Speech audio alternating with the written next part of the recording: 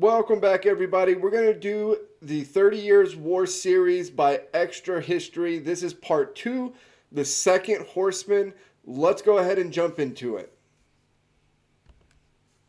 And when he had opened the second seal, I heard the second beast say, Come and see. And there went out another horse that was red, and power was given unto him that sat thereon to take peace from the earth, and that they should kill one another. And there was given unto him a great sword. Magdeburg, Holy Roman Empire, May 20th, 16. I love studying. I grew up Catholic, and I don't mean like sort of kind of Catholic. I mean my entire family is die hard into Catholicism. And one of the things that's really interesting to me is studying the Bible from a historical point of view because it gives really interesting sort of context, and you start to like pick up on things like attitudes about certain places and stuff like that because you know what is going on there or what that place is like or something like that. So it's a really interesting sort of thing to me. Revelation obviously is a complete shit show. It's basically like a horror movie. If you've never read it, that's basically what it's like. But it's really interesting to me to see through a religious lens some of the end of world scenarios that religious peoples throughout history view the context of what's happening in the world around them. And you see this, in a bunch of different time periods with a bunch of different people. I can think off the top of my head of when Genghis Khan, tomato,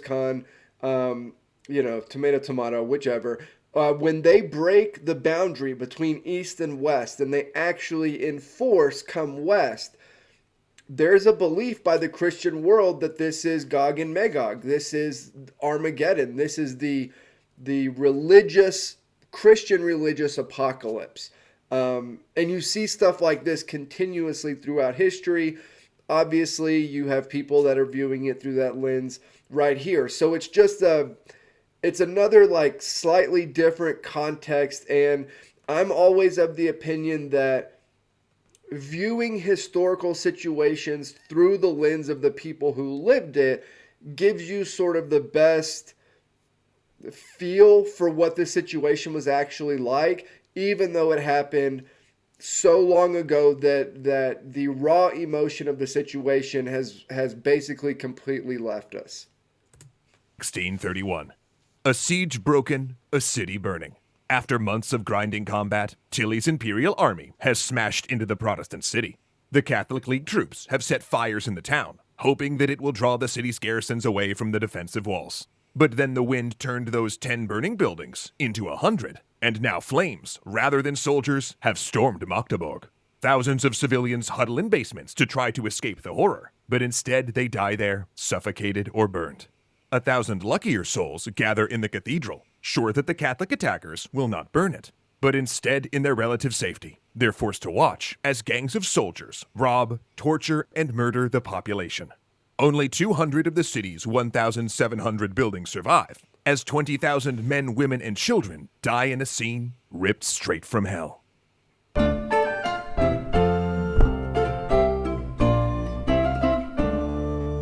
Thanks so much to CuriosityStream for helping to tell today's historic tale. One reason Prague fell so quickly in 1619 is that That's actually really interesting to me, even though they are doing these horrible, just the worst things that you could possibly do. There is still this feeling that they won't touch the church, and then they don't burn the church. That's such a weird dichotomy in my head. This also happens with the Alamo, where everything over there is supposed to be torched down. Nobody wants to burn the actual church. Like nobody wants to destroy it. It's a weird thing. You're doing these horrible just the worst things that humanity is capable of, but you won't touch the church. That's just a weird dichotomy to me. That their attempt to join an alliance with the Protestant states of Germany never really worked.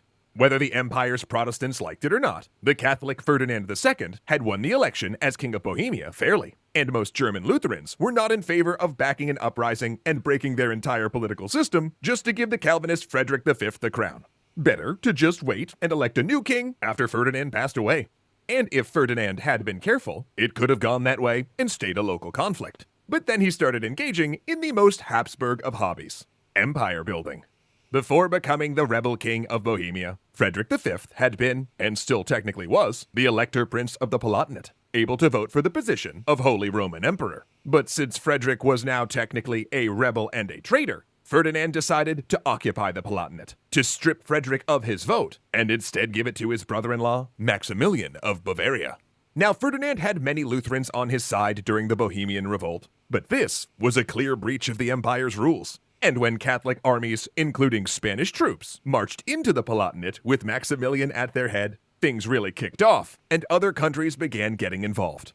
The Netherlands, which had recently revolted against Spain and won their independence, now saw that war resumed and get folded into the larger conflict. And the Dutch, at war with Habsburg Spain, suddenly warmed to the exiled Calvinist Frederick V and decided to bankroll his war against Ferdinand and Habsburg Austria. Meanwhile, James I of Great Britain, whose daughter was married to Frederick, threatened Spanish shipping if his son-in-law's titles were not restored. And actually, Spain was, in fact, interested in negotiating, not wanting to spend itself on Ferdinand's behalf. And so the two worked out a compromise. God, Britain has been so good at this for forever. They are so good with the purse. It's just unreal. You see a million examples like this throughout history where everybody is jumping into armed conflict left and right. They're going right up to the edge, and Britain comes in and says, nope, we'll cut this off, we'll do this, we won't trade with you, we won't allow you to trade. Like, it's just, they are so good with that economic side. That would have prevented the war, giving back Frederick some of his land and passing the electoral vote to his son instead. But neither Frederick nor Ferdinand accepted the deal, and the war began in earnest. And look, I know that was a lot of information, but here's why we're getting into the weeds. This is how the conflict went from a constitutional crisis in the Holy Roman Empire to a black hole that sucked in soldiers from across Europe. And if you're thinking this is all starting to sound a lot like 1914, with a local conflict drawing Europe into war, you most certainly aren't alone. In fact, soldiers in World War I thought the very same thing. But here's where politics really step in. Because while we throw around names like Spain, Austria, and Great Britain, in the 17th century, nationalism was still in its infancy. Religion, ideology, family bonds, or money often meant more than patriotic ties. In fact, rather than thinking of countries, it's often more helpful to think about the leading families of each nation. The Stuarts in Great Britain, the Bourbons in France, and of course, the Spanish and Austrian Habsburgs. And another thing about the Habsburgs, they were not well liked. Yeah, no, definitely not. And these, this is the way that history looks going back a long way. These powerful factions that are able to essentially rally a region or a country under their banner, and then it sort of is nationalism, because in a lot of cases, it is a country or state or however you want to say that. But because the loyalty is to the family or person or whatever and not to the actual state itself, then it's a different thing. Even if it looks the same, when you look at a map or on paper or whatever, it's really a different thing. Controlling both Spain and the Holy Roman Empire, they surrounded France, meaning that though the Bourbons were Catholic, they were also the Habsburgs' greatest enemies. Similarly, the Habsburgs' hardline Catholic policies set them against Protestant countries and even alienated parts of their own empire. Not to mention they were also big into absolutist rule and the divine right of kings, to the point that Ferdinand's ultimate goal was to turn the Holy Roman Empire from a constitutional confederation of small states that elected a ruler who had limited power to one where he had direct control and could enforce religious uniformity. To put it simply, he wanted to make his territory a Catholic land. Even the Pope, who you'd expect to be down for this sort of program, felt queasy at the prospect. After all, he was also a prince of a small Italian kingdom, and he didn't exactly want a massively powerful absolutist state directly to his north. So over the course of the conflict, he'd gradually align himself more and more alongside France. Frederick, for his part, and with the financial support of the Dutch and British, managed to keep the Protestant cause alive in German lands, despite defeat after defeat from the Catholic League. In 1625, Denmark intervened, and its King Christian IV led 20,000 troops into Germany. But his success was short-lived, and 4 years later, Denmark was knocked out of the war. And then came the King of Sweden, Gustavus Adolphus, Boom. entering the war with pamphlets and speeches, trumpeting himself as the savior of Protestant Europe. But the Germans didn't really think so. Partially because the German population was starting to get wise to the consequences of having so many armies marching and battling through their lands. Namely, that looting, sexual assault, theft, murder, and violence against civilians quickly became commonplace during the conflict. The destruction. Yeah, and this is the case hundreds of years later. So, you know, I talked about this in the last video we did on the 30 Years' War, but the civilian population really has nowhere to go, and you know they can't run or hide, or they take the brunt of these types of conflicts basically all throughout history.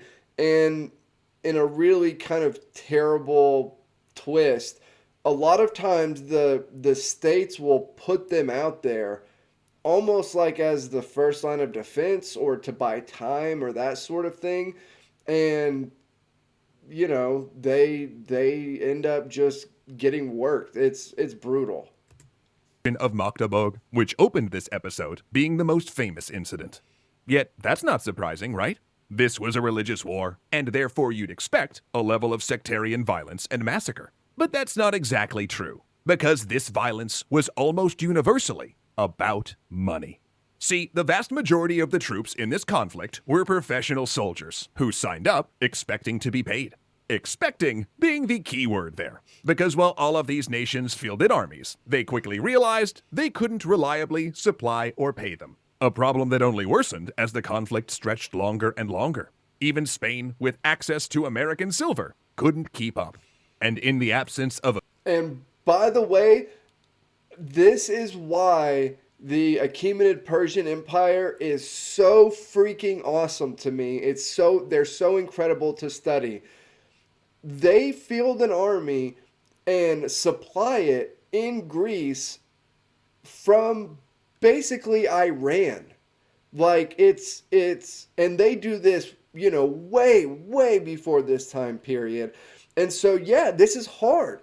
All throughout history this has been hard. Fielding and continuously supplying an army on the march is ridiculously hard. There are tons of countries in the world today that can't do that. I mean, it is a difficult prospect even for the best and wealthiest of states or empires. official pay, soldiers just started to, take stuff. Granted, sometimes with a veneer of legitimacy, like Christian IV, who became famous for sending cities ransom notes demanding that they pay up or be sacked. Also, Catholic churches were a favorite target of his armies, with troops stripping gold and silver ornamentation before marching on. In fact, Christian himself liked to confiscate reliquaries containing bones of saints, open them up, give the bones back to the church, and take the box. It also happened unofficially. Troops broke into besieged cities and plundered them, stealing anything of value and torturing civilians to find where they'd hidden any wealth. Also, soldiers would raid villages and take livestock when their commanders couldn't come up with food. And when a city that initially refused to surrender fell, it was well known that it would be looted for days. In fact, one man who survived the fall of Magdeburg as a child recalled 5 or 6 waves of soldiers coming into their house and demanding money. And when his family convinced a kind Catholic soldier to take them out of the city, he witnessed the fate of those who hadn't had anything to give the marauders. Corpses lay naked in the street, with several women drowned headfirst in a beer barrel. And when they finally arrived at the enemy camp, he remembers the soldier's wife scolding him for coming back with refugees rather than spoils of war. Granted, commanders did try to discourage this behavior. In fact, one of the most enduring pieces of art from the conflict, a series of etchings called The Miseries of War, famously shows a tree thick with the bodies of hung looters. But this was not a humanitarian gesture on the part of generals. They were more concerned that looting caused breakdowns in discipline and made armies vulnerable as men broke out of their units and spread out to pillage. But Which is absolutely true, and we've known that for forever. Again, back to the Mongols, which is, I don't know, 600 years before this or so. That was Genghis Khan's whole thing, was with how you plunder a city, how it's done, as to not break order and cause chaos, because that causes issues. That brings huge problems along with it, and you make yourself really vulnerable. Maybe not to the civilians of a city, but having an army that everybody is doing something different and kind of spread out and all that, you're in a bad situation, and you're not doing yourself any favors if you have a bunch of different troops kind of going off all the time in all these different directions. So, no matter how many men were hanged, it didn't change the fact that soldiers of all sides were frequently unpaid, undersupplied, and left to fend for themselves. And all that looting, which took place over and over as multiple militaries marched through the lands, begot another problem. Because when the armies trudged away carrying sacks of grain, chicken, and pigs, just as harvest season came and the first snowflakes began to fall, that was when the third horseman would arrive. The deadliest so far: famine. Hey everyone, IRL Matt and Zoe here. okay, so that was Extra History's video on the 30 Years' War Part 2, the second Horseman. Remember, before you go, as always, like, comment, subscribe. Help me keep building the channel over here. I will have another video out tomorrow, and I'll see you all then.